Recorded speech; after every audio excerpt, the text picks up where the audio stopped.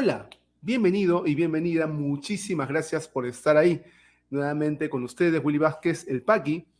Paco Pérez García se reincorporará la próxima semana. Ahí haremos algunas sorpresas y novedades en el podcast que sigues ya desde hace casi 6 meses en el aire. A los que nos ven por YouTube o por Facebook, muchísimas gracias por estar ahí. A los que nos escuchan también pueden apoyar para seguir haciendo este proyecto periodístico de periodismo independiente que busca darle una visión diferente a todo lo que se ve en la prensa concentrada a través de Yape y de Plin. Están nuestros códigos QR en la pantalla. Y a los que nos están escuchando por plataformas de podcasting, pueden apoyarnos en Yape o Plin también al 993-898-570. 993-898-570 es nuestro teléfono asociado a estas cuentas de Yape o Plin. Y también pueden hacerse Patreon de nuestro cuenta de Patreon, muy segura, muy fácil de utilizar, en patreon.com/espacio libre 1. Bien, nuevamente agradecerles estar ahí con nosotros y seguir a través de esta comunidad de personas que también están en los grupos de Telegram de Espacio Libre y a los que nos siguen en todas las redes del podcast, tanto en Media Podcast como en Espacio Libre. Gracias, mil gracias nuevamente por estar ahí. Tenemos un gran atentado a la institucionalidad que se va dando permanentemente en el país y ya no nos debe sorprender, aunque nos sorprende un poco que la ciudadanía esté tan, digamos, dormida en el hartazgo, en la crisis, en preocuparse de repente por qué comer mañana y por tener un buen trabajo y una buena remuneración, que mirar a nuestros políticos. El problema es que cuando nos demos cuenta realmente de cómo afecta a nuestro día a día, quizás vaya a ser ya demasiado tarde. La Fiscalía de la Nación está comenzando un ataque muy fuerte a los puntales que tenían antes, bueno, y lo digo públicamente, nunca han sido santos de mi devoción, me parece que han sido fiscales que han tenido demasiada exposición mediática, mucha exposición mediática, y han tomado algunas decisiones como prisiones preventivas, en algunos casos un poco exageradas, pero han sido puntales bastante importantes en la lucha contra la corrupción en el caso Lavallato. Y me refiero al caso del fiscal Bela Barba, que se le ha abierto una investigación por adelantar opinión, entre comillas, acerca del caso de Keiko Fujimori. Y lo puse en Twitter hace poco. Un fiscal persigue el delito. Un fiscal está convencido de la culpabilidad de quien acusa. Por eso hace la acusación. Está totalmente convencido de eso, si no, no habría forma de establecer un caso en el tema de su función como fiscal. Entonces, ¿cómo se sustenta realmente, si lo pensamos bien, si lo ponemos en blanco, cómo se sustenta que pueda hacer una falta que este fiscal, convencido del delito del acusado, haga un adelanto de opinión, entre comillas, porque él no es juez? Los jueces adelantan opinión. El fiscal que está acusando, avisando, te voy a acusar, si está acusando. Eso es lo que hacen los fiscales, acusar a los, para ellos, posibles infractores de la ley. Entonces, la Fiscalía de la Nación lo que ha hecho es abrirle una investigación, un proceso que no es el primero de Bela Barba, por cierto, tampoco de su adjunto, su colega José Domingo Pérez. Y ellos están en el ojo de la tormenta en este momento porque han perdido. O sea, Bela Barba, amiguísimo hace un tiempo de la Fiscalía de la Nación, ha perdido de repente ese tipo de contacto, de cercanía con la fiscal. ¿Qué está pasando dentro de la fiscalía? Donde ya encontramos, por ejemplo, que la fiscal Benavides tiene nuevamente el tema de la tesis, de sus estudios, de este curso trucho que le acaban de encontrar a una fiscal que está jugando en pared con los poderes fácticos. Y de eso también vamos a hablar un poco con nuestro invitado de esta edición. En este episodio tendremos a Julio Schiappa, consultor, periodista, para hablar del panorama político y lo que viene. No se pierdan esa conversación que está bastante interesante. Como saben, Julio Schiappa fue asesor también de Dina Boluarte en algún momento y él no se calla nada, así que sigan en sintonía. Y se advierte desde aquí, volviendo al tema de nuestro editorial, de nuestro tema central del podcast. Las instituciones están siendo debilitadas. La institucionalidad también. Se están copando las instituciones del Estado.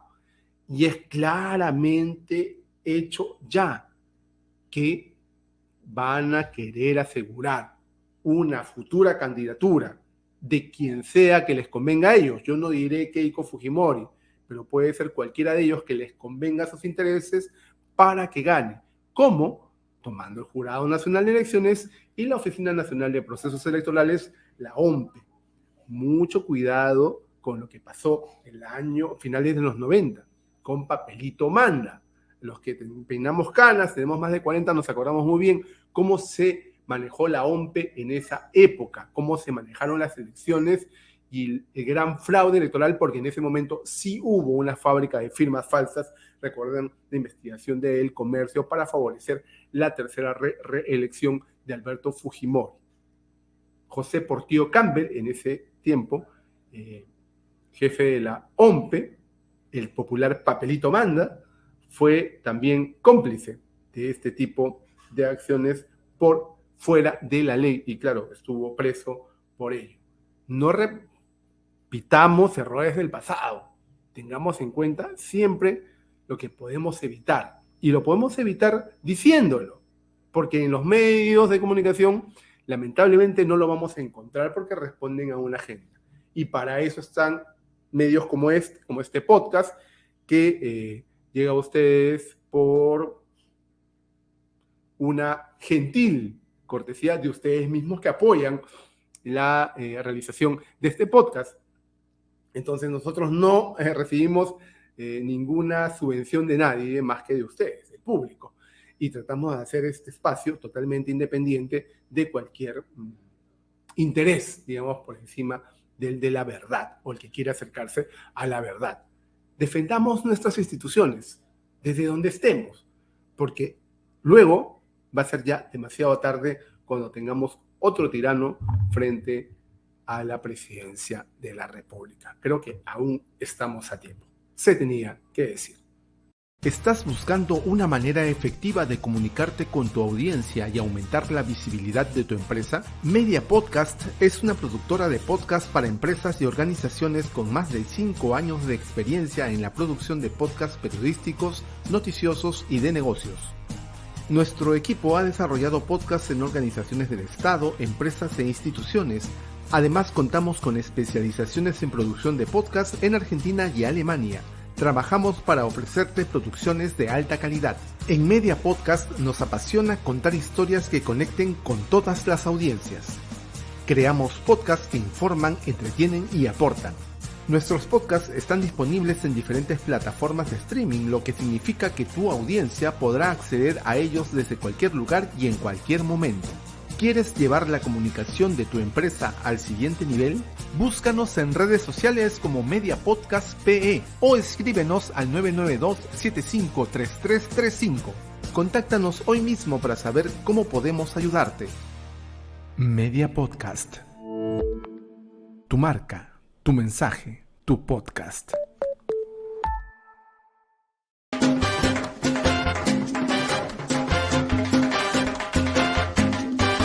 Bien, estamos en nuestra secuencia La Conversa, aquí en el podcast Se Tenía que Decir. Tenemos el gran gusto de tener a Julio Schiappa, consultor político, periodista, que nos acompaña en esta edición y vamos a hablar mucho sobre el futuro político de la gestión de Boluarte, del Congreso y lo que se viene para el país en los próximos meses.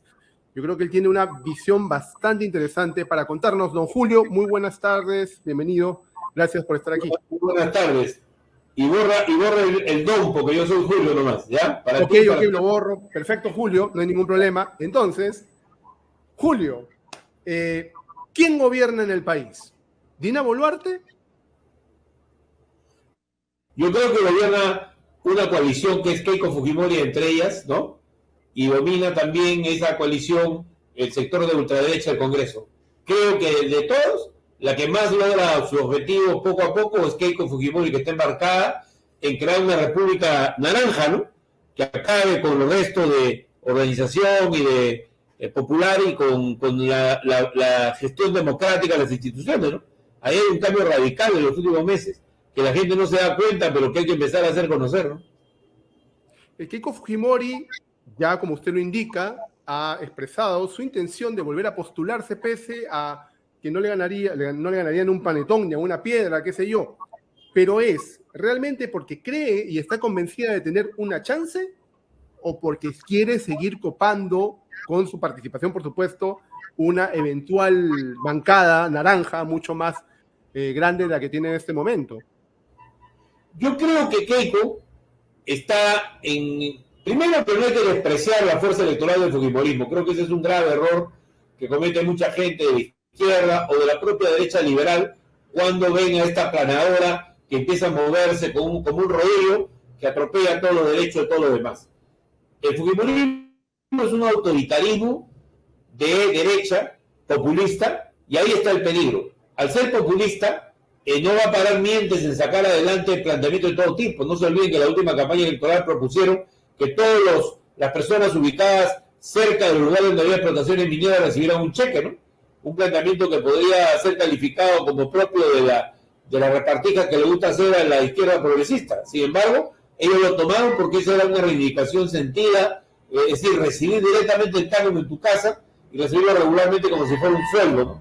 Esa era una reivindicación sentida en el sur del Perú, ¿no? Entonces, ellos son capaces de llevar adelante también algunas reformas sustantivas en el país, ¿no? Ya lo ha demostrado Fujimori. Si uno ve todo su periodo gubernamental, está plagado de desaciertos y también está plagado de ciertos aciertos políticos, ¿no? ¿Y eso cree que usted pueda, Fujimori, de ser el caso, llegar a implementar en su momento? Bueno, pero la señora Fujimori ha perdido ¿por cuánto en las últimas elecciones? Por 40.000 votos. Ambas elecciones. Sumamente amplia, ¿no? Frente a una coalición que era toda la izquierda, la gente del Castillo había movilizado, y era además toda la gente que se sentía no representada por los fujimoristas, siendo de derecha, de centro, donde fuere. O sea, fue el antagonismo con Fujimori lo que levantó una votación, pero ojo, solamente ganó Castillo por 44.000 votos, ¿no? Eso hay que tenerlo en cuenta. 8.644.000 votaron por él y 8.600.000 votaron por Keiko.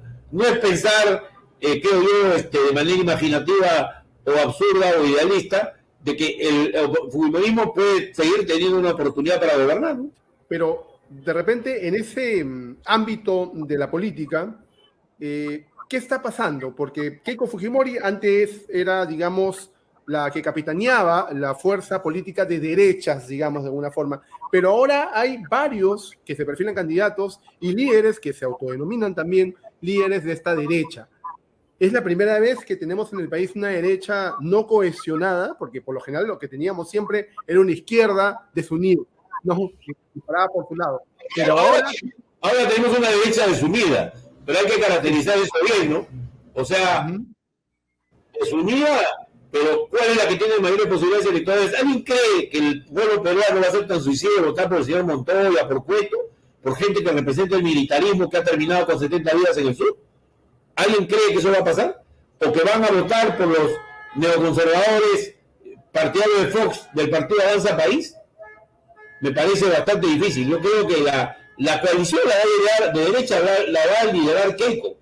Pero no nos extrañe que va a ser después de un proceso que ella acumule fuerzas y busque un espacio electoral. Mire usted, a ella la han asesorado, yo he conocido a algunos otros asesores cuando trabajaban en el Congreso, no han asesorado gente que es norteamericana, que conoce bien el oficio de hacer campañas. Ojo, no nos engañemos. Él ha hecho una salida que ha servido como el caso le sirvió al señor rector de la UNI, a López Chao, como fue su sacada, su acogida a los estudiantes de Puno y del resto del país, ¿no? O sea, son hechos paradigmáticos, emblemáticos. Salir a decir que se va a ir a Boluarte en plena trifulca, a punto de tener un paro nacional y con una situación de caos como la que vive el país, significa lanzar un mensaje muy claro, creo yo. Ni Boluarte, ni la izquierda, ni el centro, ninguna otra fuerza de derecha es capaz de dar un mensaje así de claro.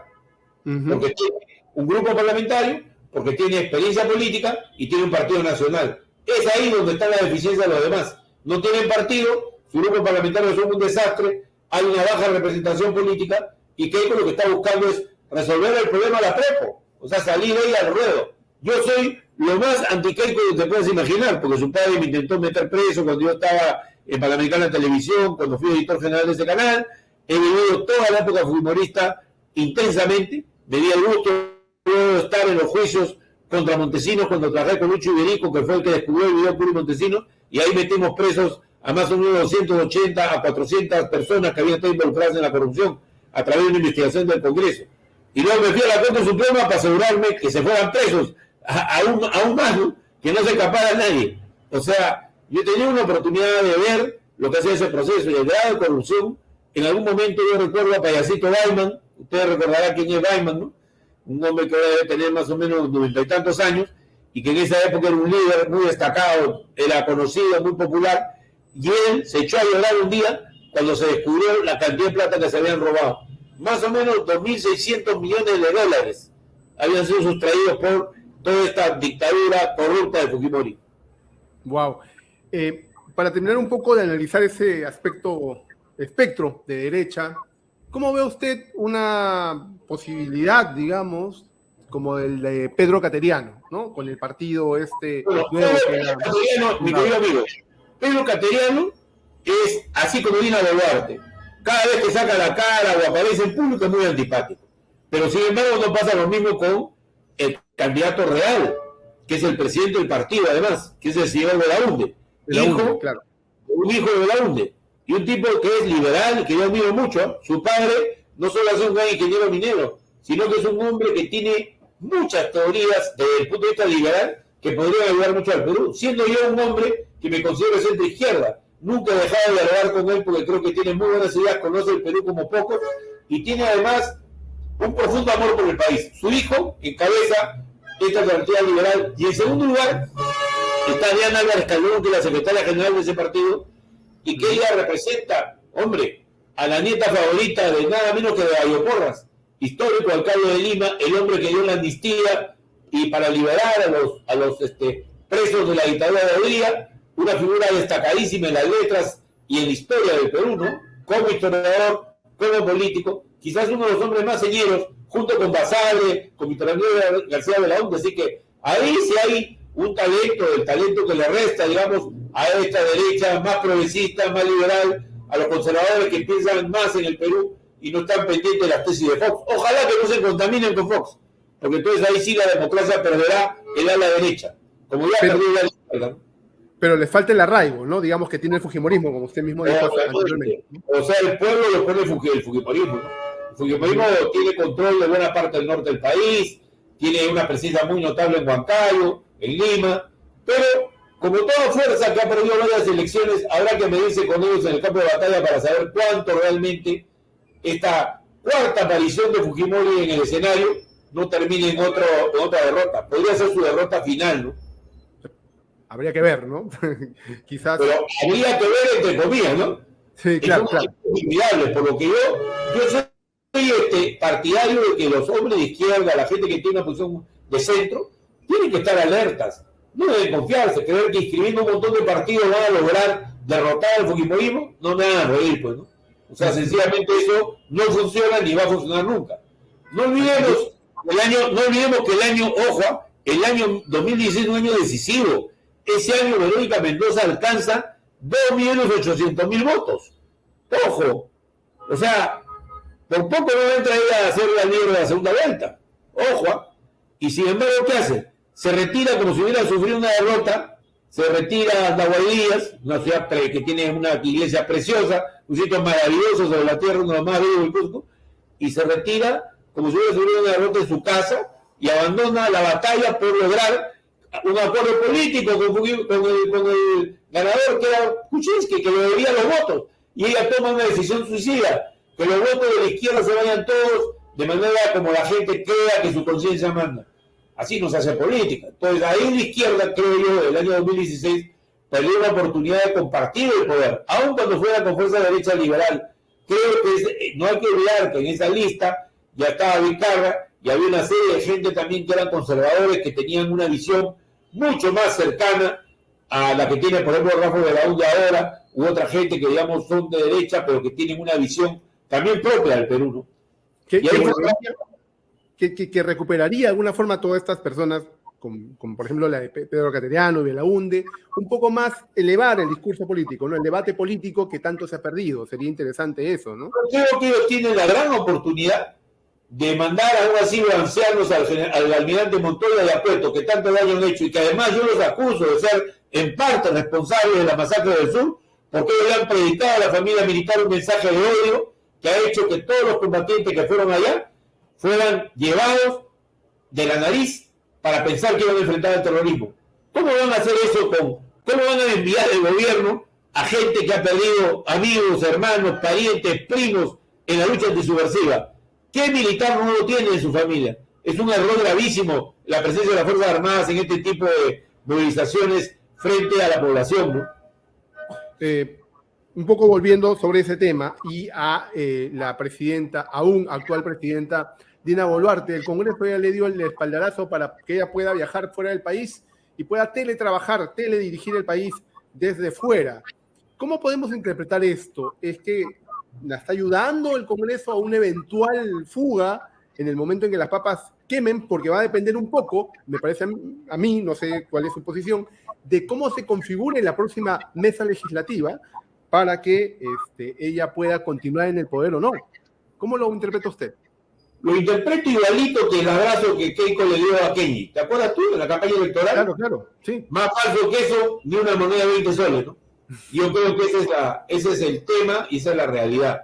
Aquí hay realidades políticas que son mucho más severas, más implacables, y creo que el fujimorismo lo que quiere es aplanar a todos los opositores, eliminar el mayor número de candidatos, por ejemplo, a Vizcarra y a todos sus contertulios, lograr de repente frustrar una inscripción de la izquierda. Por eso quieren no solo un partido, hay varios partidos de izquierda, frustrar esas inscripciones con una pompa y un jurado de elecciones en sus manos. O sea, abrir el panorama a un proceso electoral donde la República Naranja va a tener su primera victoria, que va a ser ganar las elecciones. Contra todo y todo, ¿verdad?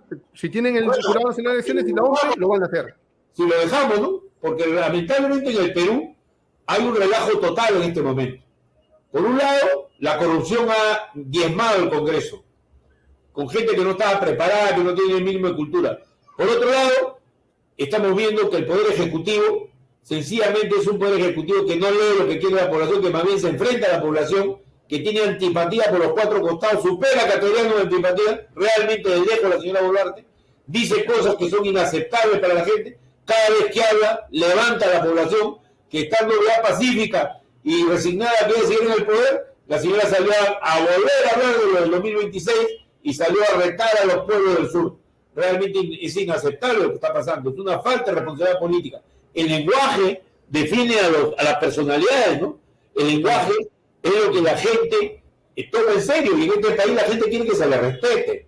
O sea, si uno ha sido abandonado alguna vez en su vida y cree le quedan unos restos de ese tipo de diálogo áspero con el pueblo, tiene que cambiarlo, pues. Y eso no se hace. Los dos, no se olvide usted, vienen de ser hacendados tanto el señor Otaro Lagantas como la señora Boluarte, presidenta de la República Constitucional, lo debemos reconocer.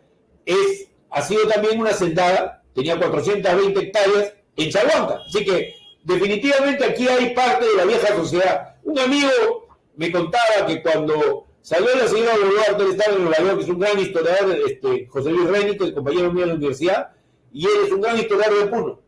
Y se quedó asombrado cuando la señora Dina salió a decir, ¿te acuerdas tú la frase? Ustedes no deben pedir reivindicaciones políticas, deben pedir agua, desagüe, luz. Claro. Y entonces me dijo mi amigo me dijo, ¿sabes qué, Julio? El año 1920, después de cortarle la cabeza a Bustamante, un indio rebelde, y masacrar a todas las personas que lo seguían, sencillamente eso fue lo mismo que dijeron los hacendados en Puno. Nada de educación, nada de derechos, simplemente obediencia. Y dijeron, a los indios no hay que permitirles que tengan poder político ni deben votar. Prohibían incluso el voto de los indígenas. Tanto es así que tú recordarás que el voto para los campesinos de este país se da recién bajo la dictadura militar de Velasco, ¿no? Así es. Cierto. Un tema más para abarcar algunos otros temas. La toma de Lima, ¿cómo la observa? ¿Cree que se va a dar con represión violenta? ¿Va a ser muy numerosa? Porque creo que coincidimos en que las protestas no han disminuido, o sea, han disminuido, pero no se han detenido durante todo este tiempo. Han habido focos pequeños permanentemente, ha habido resistencia. Pero esta toma de Lima que se anuncia para el 19 de julio, ¿cómo la ve usted? Mira, a mí me parece muy interesante lo que ha pasado. A mí me parece que la toma de Lima como concepto es un error de marketing, pues. O sea, es un terrible error de marketing. O sea, tú no puedes decir, te voy a tomar tus calles, tu ciudad, y te voy a dar una elección como si fuera una reprimenda de las regiones hacia Lima. Yo creo que ese es un error que ya perciben varios de los presidentes regionales y mucha de la gente. Pero dejando de lado ese análisis, que hay que hacerlo también, porque es un error político, en realidad, el día domingo, el sábado y domingo, había una reunión muy interesante. Ahí entró en acción la CGTP, que como todos sabemos es el gremio más experimentado acá en el Perú. O sea, a ellos les ha pasado de todo, ¿no? Los han cerrado, los han perseguido. Entonces, ellos saben y perciben cuándo hay condiciones para un paro cívico como el que hubo el año 1977, que ellos encabezaron, ¿no? Un paro en el cual participaron 5 millones de personas. Entonces, son completamente conscientes que este nuevo movimiento que está surgiendo no tiene la capacidad todavía de ser un paro cívico efectivo en todo el Perú, que ese es un proceso que tendrá que llevarse hacia adelante. Y además los paros, todos sabemos, ya no son los mismos métodos que antes. La Universidad de Harvard ha hecho un estudio demostrando que el 3% a 5% de las personas que se sienten solidarias con una manifestación la ven por internet. Perdón, estoy mal. La mayor parte, más del 90% de las personas que están solidarizadas con una causa, ven esa causa en cuanto a marchas por internet. Y solo un 3 a 5% asiste a las marchas. Así que no es un método contemporáneo, digamos, muy eficiente. Pero sí tiene que existir esa lucha en las calles, ¿no? Ojo que, por ejemplo, en Francia, toda la burla que están metiendo puede terminar en un triunfo de la derecha de Le Pen. ¿Por qué? Porque la mayor parte de la gente no está presente en las marchas. Pueden haber 200.000 personas que hacen burla como 500.000 o 2 millones. Pero hay que tener claro de que hoy día, sin medio de comunicación, como ha dicho Pablo Iglesias hace algunos días en Madrid, sin medio de comunicación no hay la menor oportunidad ni para los movimientos populares, ni para las fuerzas de izquierda, o cualquier fuerza, ni siquiera ecologista o contestataria respecto al sistema. Así que creo que es una frase muy sabia y que demuestra que ahí hay una batalla. Mientras los medios de comunicación sean el filtro de todo lo que ocurre en la sociedad, las marchas, los combates de las calles van a ser presentados como algo destructivo y contradictorio con la democracia, ¿no? Y eso es lo que se ha hecho en el Perú. O sea, evidentemente los errores de las marchas de diciembre y enero fue creer que ya llegara la revolución y que llegaba un momento en el cual ya había que hacer un enfrentamiento final con el sistema. Gravísimo error, ¿no? Que además incentivó la muerte porque también llevó a un exceso de violencia. Excederse en la violencia era la peor manera de educar al movimiento popular. O sea, vamos, según lo que su análisis, vamos a ver en las pantallas de TV Perú, que ya es el medio oficialista, por todo lo que hemos visto últimamente. No seas tan optimista, pues no lo van a pasar. Mientras esté la señora Chandía, ¿no? No lo van a pasar. No, me refiero a que lo van a satanizar a través de las pantallas de Perú. No sé, no creo que se atrevan a tanto. Yo creo que el problema principal está en que el enfoque del gobierno es básicamente errado. Todo gobierno democrático o no está obligado a negociar con los organizadores de una protesta tan extensa. Y estos organizadores han dicho, nosotros no vamos a destruir la propiedad privada. Nosotros vamos a salir a marchar en nombre de una causa y estamos dispuestos a llevar adelante esta causa sin hacer cosas extremistas, como es, por ejemplo, interrumpir la producción o cerrar los centros de trabajo donde los informales o la clase media tienen que ganarse la vida. Un día probablemente habrá una paralización muy contundente, pero esto no va a ser una paralización indefinida. Justamente el sábado y domingo lo relevante es que han aislado estos cazurros dirigentes de construcción civil, de la CGTP, del SUTEP, han aislado a aquellas personas que estaban llamando a una huelga indefinida que significaba pues una derrota segura. Entonces, creo que esta rectificación es importante, pero lo relevante es el mensaje. Y el mensaje de los dirigentes de esta protesta tiene que ser, ¿qué hacemos respecto al norte? ¿Qué hacemos respecto a los muertos? Y creo que ahí hay propuestas que dar, ¿no? Respecto al norte, el gobierno está ocultando la verdad, que es que el fenómeno del Niño ya ha empezado en Chile y en Ecuador. En el Perú llega ahorita. Así que no se esperen mucho que ya lo van a venir a dar. Es decir, la lluvia, ¿no? Que es la primera etapa de este niño mundial gigantesco que va a haber. Y al no decirle a la población esto, están llevando a que la población no se prepare. Más aún el Estado tampoco se prepare. Y la verdad, me va a permitir una palabra fuerte, ¿no? Un idiota que es el jefe de la ANA, de la Administración Nacional del Agua, disculpe usted la palabra, pero se acomoda a lo que él ha dicho. Ha dicho que en diciembre va a tener listas las obras de contención aquí en las quebradas de Chosique y de Charlacayo. Es decir, que recién para esa fecha, porque ha sido el ritmo normal de licitación burocrática de varios meses, va a tener las mallas que se coloca, todo el mundo sabe, en una semana se vienen mallas esa zona, ¿no? O sea, eso demuestra la ineptitud con la cual se está manejando esta crisis y la posibilidad de que el niño sea realmente otro desastre como ha sido en otras oportunidades, ¿no? Y creo que aquí hay un problema que el gobierno une a un espíritu anti-autoritario y militarista, une también una filosofía de seguir en el ritmo de los anteriores gobiernos. Nadie se preocupa por los temas principales. ¿Usted ha escuchado hablar a la señora Boluarte sobre cuál es la estrategia contra el niño? ¿O la ha escuchado hablar seguramente de un montón de cosas como su permiso para viajar por Zoom, que es completamente anticonstitucional? Entonces, yo creo que acá hay prioridades que el gobierno no está respetando, ¿no? Y que tienen que ver con este tema tan grave. Y segundo, la segunda gran problema es el de salud. Oiga, esta epidemia del dengue y las que están empezando a aparecer de otro tipo son productos pues, de las aguas estancadas, son productos del ingreso de muchos extranjeros al Perú y requieren una política sanitaria muchísimo más audaz y decidida. Vaya usted a preguntarle a las enfermeras del hospital de Piura si les han pagado el último mes. Vaya usted a preguntarle si les han reconocido las vacaciones, si a las mujeres, todas ellas heroicas que defendieron como enfermeras contratadas la vida de tantos peruanos, ni siquiera les han reconocido los contratos que se les prometió, las han despedido a todas. Así que yo creo que el Estado es el que tiene que transformarse. Yo creo que tenemos un país con excelentes ciudadanos, con mucha gente convencida que no hay que ser corrupto, que hay que llevar adelante proyectos de desarrollo adecuados, pero creo que el gran enemigo del pueblo en este momento es un mal gobierno. Cualquier mal gobierno no merece estar acá. Puede haber sido Castillo, puede haber sido otro gobierno, pero yo creo que el Perú no se merece esto. Y ahí es donde está la contradicción que está haciendo que la gente se muestre dispuesta a firmar por el referéndum, donde yo participo como uno de sus proveedores nacionales, y esté dispuesta también a marchar, porque no está contenta con lo que pasa. Ojo, no vaya a ser que a partir de estas marchas se desate en el Perú un desborde popular como el que hubo en Chile y como el que había en Colombia. Puede pasar. Puede pasar. Ese escenario es posible. Así es un escenario posible, pero ojo, allá existía una derecha que, por ejemplo, como el caso de Piñera, que todo el mundo lo odia, por supuesto, porque es un representante del poder económico y bien sinvergüenza que es, pero ese hombre llevó adelante el diálogo. ¿Con quién? Con Boris, con los líderes de la calle, y logró una salida. Y otro, derechista, además partidario de Uribe, que era un asesino en potencia, ¿no? Duque, llevó en Colombia a cabo un diálogo con aquellos líderes de la calle, que eran todos de izquierda. Las dos elecciones fueron ganadas por la izquierda, pero los presidentes sabían que su deber como mandatarios era poner por delante el interés nacional, no su propio interés. En el Perú no ocurre eso, y menos aún con un gobierno que tiene ya 70 muertos encima y que saben perfectamente que ellos van a terminar la prisión si es que no logran conservar el poder. Y al parecer nada está dicho todavía si se quedan hasta el 2026 o no. Al parecer no es ese el fin de la era Boluarte, ¿no? ¿Cómo lo ves? ¿Llega el 2026? No creo. Mira tú, hay gobiernos malos, pero los pésimos el pueblo no los soporta, ¿no?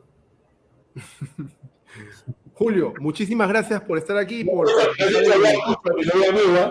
voy a hacer que me caiga la SUNAT, la Fiscalía, todos juntos por esta entrevista. No te preocupes, Julio. Muchísimas gracias, de verdad. Ha sido Julio Schiappa, consultor político, aquí en Se Tenía que Decir. Hablaba, amigo, como ciudadano, diciendo lo que realmente siento. No he hablado como un analista que se pone a filosofar sobre la realidad. Hablo como un activista que está en contra de lo que está pasando en el Perú. Un abrazo. Gracias, muchísimas gracias. Fue Julio Schiappa con todos ustedes aquí en Se Tenía que Decir. Volvemos con más.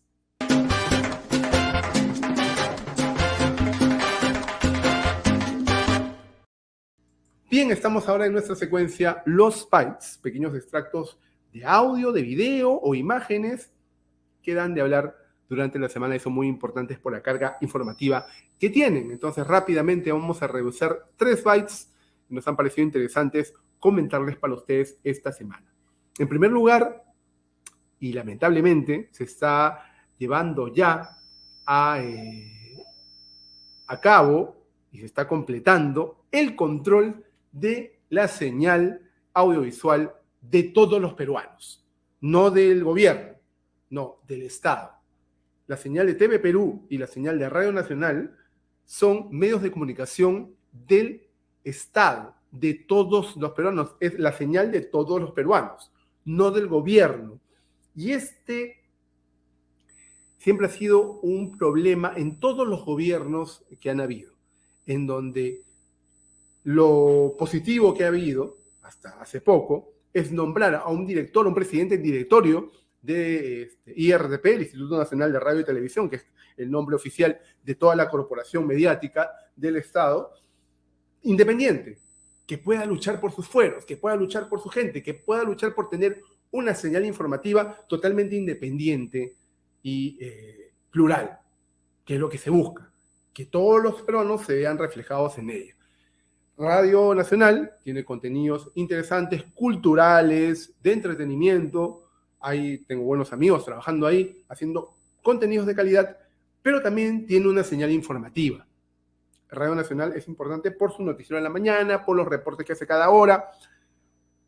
Y Radio Nacional, más que RPP, por ejemplo, que es la radio más importante del país, llega a muchos más ciudades al interior del país. Entonces es la señal que todo el Perú escucha. Por eso es importante que sea plural, que se escuchen todas las voces, que sea totalmente independiente, no que sea el vocero del gobierno, que es lo que quieren comenzar a hacer en este momento. Lo están haciendo con TV Perú ya, ¿no?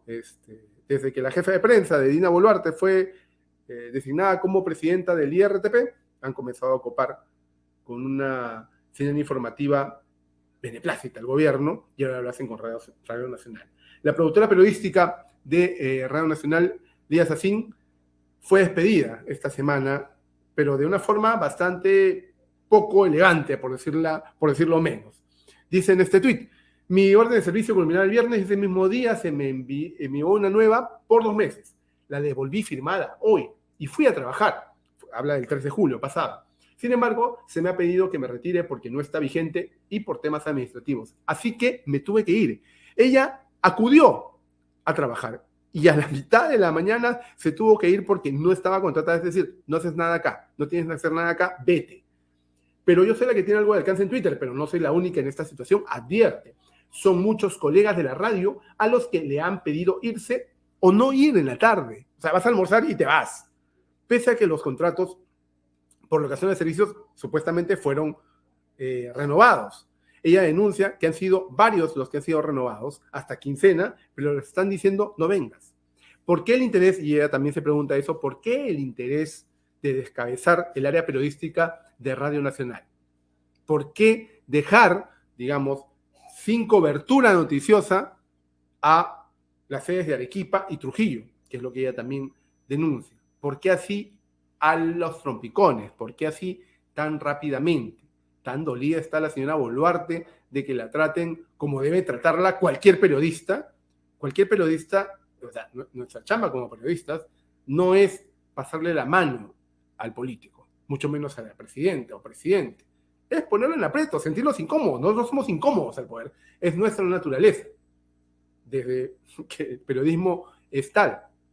Pero no, la señora Boluarte, con su jefa de prensa, quiere que todos sean unos chicheñó y que digan las cosas buenas nada más que hace este gobierno, que no son muchas. En todo caso, no deben ser ni siquiera pocas. Lamentable lo que está pasando en TV Perú, en IRTP, ya en TV Perú, la semana pasada despidieron tanto a la reportera que hacía las preguntas incómodas en Palacio, como a uno de los presentadores de noticias, reportero, además de larga data, durante la mañana. ¿Por qué? ¿Por qué los despidieron a ellos? A una por hacer preguntas incómodas en Palacio, ¿qué se habrá creído? Y al otro por tener una línea independiente en sus redes sociales. Y están buscando, además, revisando las redes sociales de cada persona para que estén alineadas a lo que quiere el gobierno. Y esa es una coacción total a la libertad de expresión. Eso es una dictadura de la información. Eso es lo que es la presidenta Boluarte, lamentablemente, y este régimen, ¿no? Y eso se ve en la calle. O sea, el hartazgo de las personas sí se ve en la calle. Y lo hace notar un video justamente de TV Perú, en donde un reportero que está tratando de cumplir su trabajo le hace una entrevista al premier Otárola y salen en vivo. Pero la gente de la calle no son periodistas de IRTV. La gente de la calle no son los periodistas que van a comprar a estas personas. Entonces la gente de la calle sí puede, aún felizmente, hablar y decir lo que piensa. ¿Qué le pasó a Otárola? Vamos a verlo en estas imágenes. Medidas adecuadas para que la población esté adecuadamente protegida. Así que quería nuevamente ratificar la necesidad de que la población esté tranquila. Nos estamos haciendo cargo de estos fenómenos y estamos siempre coordinando de manera asertiva con todas las instituciones para enfrentar estos fenómenos. Muchísimas gracias. Yo tengo un comentario sobre esta denuncia, parecía en punto final, sobre personas que ejercían el papel de educadores sin contar con el título. Esto ha sido aceptado por el gobierno regional de Callao, entiendo. El día de hoy, el Ministerio de Educación ha expedido un comunicado diciendo que va a pasar por un proceso de fiscalización intensa todos estos documentos. Así que esperamos esta misma semana tener una respuesta. Y la calle es así, te lo dice directamente. ¿Qué es lo que creo podemos esperar ahora en julio, el 19 de julio, en la llamada toma de Lima, ¿no? La tercera toma de Lima? Veremos qué pasa en ese momento, veremos cómo se comporta la calle y sobre todo veremos cómo se comporta el gobierno para contrarrestar este tipo de acciones. Es lamentable cómo lo hizo el inicio en diciembre y enero con todos estos fallecidos a cuestas a cargo de las fuerzas policiales y las Fuerzas Armadas, el mismo Gómez de la Torre, el presidente del Comando Conjunto de las Fuerzas Armadas, el jefe supremo, el jefe del Comando Conjunto de las Fuerzas Armadas, ha aceptado que la presidenta Boluarte tenía total conocimiento de cómo actuaban las Fuerzas Armadas. Y aún así, no se hizo nada para evitarlo. Veremos qué pasa en la llamada toma de Lima. Quiero terminar los bytes con lo que tenemos que comentar. Pasaron unos días ya, pero es importante decirlo y que quede bien claro. Que la marcha del orgullo que hubo el sábado, una marcha multitudinaria y las imágenes tomadas con un dron. Esta es la peronidad en el campo de Marte, abarrotado con las banderas multicolores. Y nos parece desde este podcast muy bien. El espacio se toma, los espacios públicos sean de todo, que puedas manifestarte pacíficamente, sin armas, libremente, haciendo eco de lo que quieras, de lo que te salga del forro. Si lo quieres decir, pues lo dices por lo que parece estar en la vía pública. Pero manifestar un orgullo de lo que eres, sobre todo que tienes una seguridad permanentemente renovada, permanentemente diseñada, donde muchos niños aún sufren este tipo de invisibilidad o de violencia, es importante.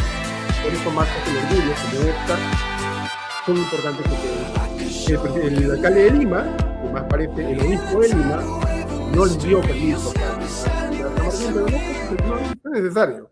La Alameda 28 de julio fue abarrotada al final, al fin del desfile. Y fue suficiente para demostrar que no necesitaban una Plaza San Martín para manifestarse de una forma tan, pero tan grande. Ha sido, y el mismo López Aliaga lo ha dicho, ¿no? Históricamente la más grande marcha del orgullo. Y qué bueno que sí sea. Porque mientras más lo niegues, mientras más trabas le pongas, mientras más los quieras ocultar, más abundante y multitudinaria será.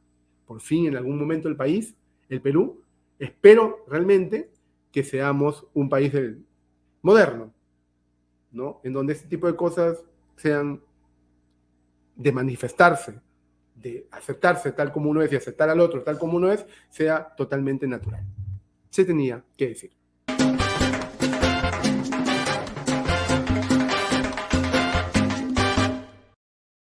Pese a todas las malas noticias, lamentablemente este podcast es de análisis político también, entonces no todas son buenas noticias, lamentablemente, pero pese a todo eso, vamos a estar positivos porque llegó julio.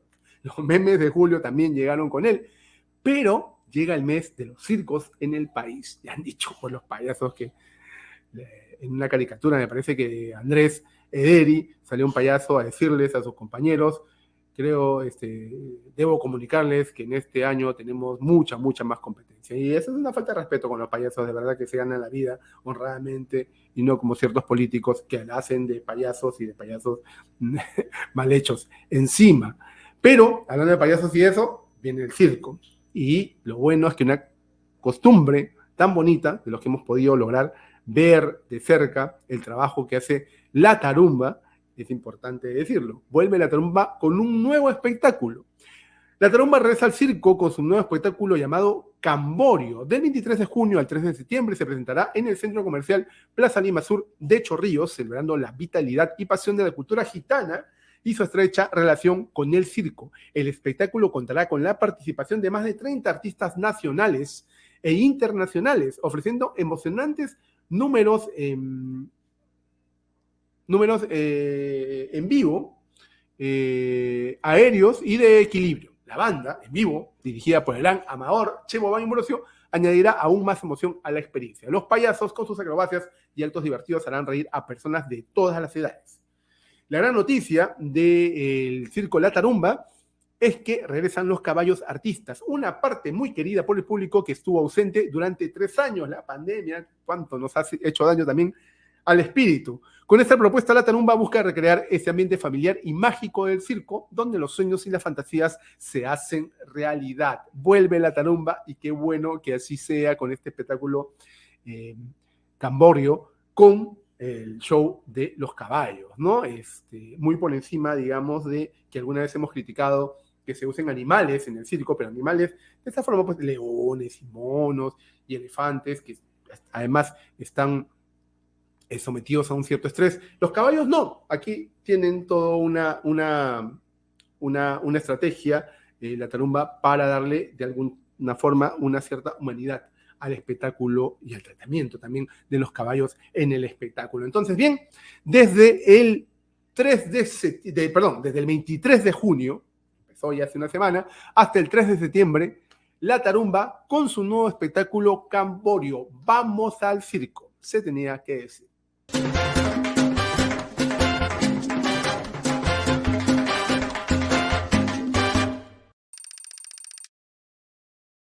Y bien, de esta manera llegamos al final del podcast. Se tenía que decir. Muchísimas gracias por estar ahí, por conectarse tanto a nuestra señal de Facebook, YouTube, o si nos escuchan por las plataformas de podcasting como Spotify.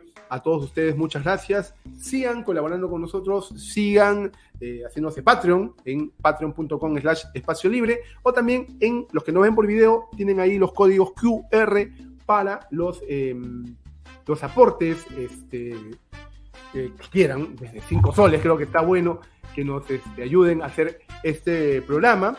Están los códigos QR, y los que nos escuchan por las señales de podcast y solo de audio es el 993-898-570, el teléfono a donde nos pueden colaborar. Ayúdenos a hacer más periodismo independiente. Muchísimas gracias nuevamente por estar ahí, y nos vemos y nos escuchamos también la próxima semana. Chao.